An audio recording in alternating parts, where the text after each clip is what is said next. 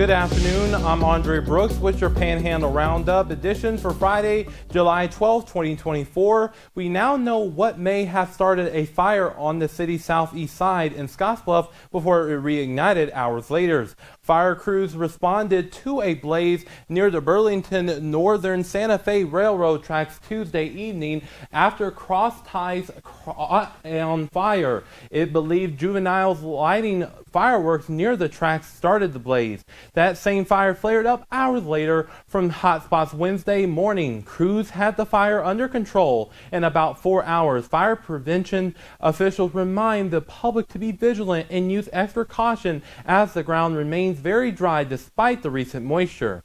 We start in Scottsbluff County, where discussions continue for a rejected solar panel project. The Scottsbluff County Board met last Monday to discuss the matter. Attorney Kyle Long says that the factual findings are needed to be found for the rejection. Nebraska statutes allows for an appeal for the decision. However, Reginald Preston could not find a statute.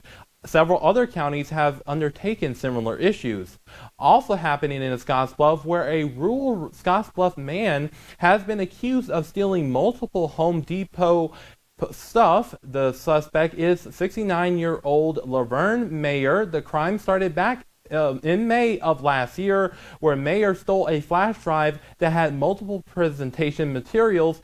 From there, Mayer would steal items from multiple locations in Nebraska and Wyoming. Mayer was then arrested and put in Scottsbluff County Detention Center on July 3rd due to a felony theft charge in Laramie County. In Wyoming, Mayer will be extradited to Wyoming.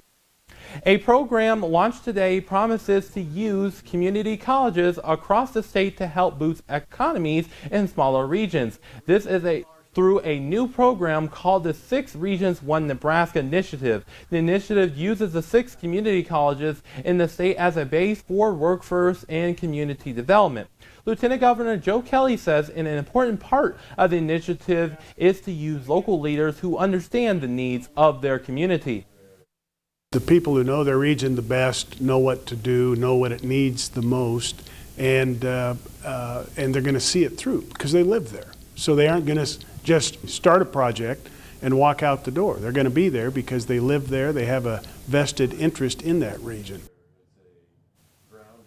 The initiative in central Nebraska began with a press conference yesterday morning at Central Community College in Grand Island with leaders from across the area attending. Now let's check our weather at this time.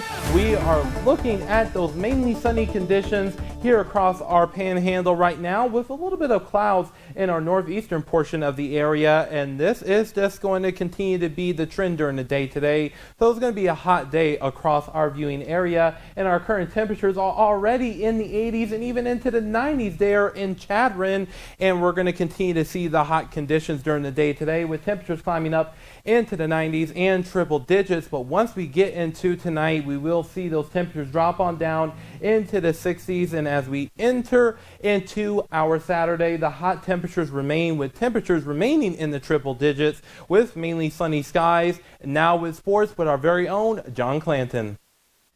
Welcome to the Sports Desk. And folks, we are getting closer and closer to the Husker football season. And one of the indications of that, Big Ten Media Days. Now, the annual event is set for July 23rd to July 25th in Indianapolis. Nebraska will take to the podium on July 24th, along with Iowa, Michigan State, Penn State, and 2 of the newbies, Southern California and UCLA. It was announced on Thursday, Ben Scott, Isaac Gifford, Ty Robinson will be the Husker players joining head coach Matt Rule in Indianapolis. Scott is coming off a season in which he earned all Big Ten honorable mention at center.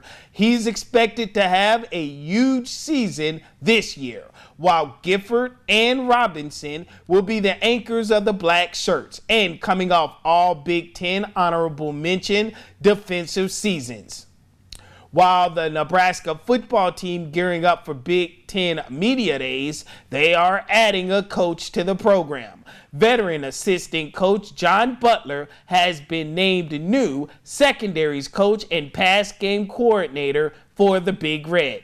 Butler has a lot of experience in both college and pro football. He spent the last 6 seasons with the NFL's Buffalo Bills, helping the defense and the Bills earn playoff berths each of the last 5 seasons. On the college level, he coached such teams as Penn State, South Carolina, Minnesota, and Harvard. Overall, Butler has 29 seasons of coaching experience. That's all from the Sports Desk. Everyone have a great rest of the day and see ya. And that's all we have for now. Remember to join us weekdays for the Panhandle Roundup, covering the stories that in the Panhandle that matter to you. Have a great day and weekend.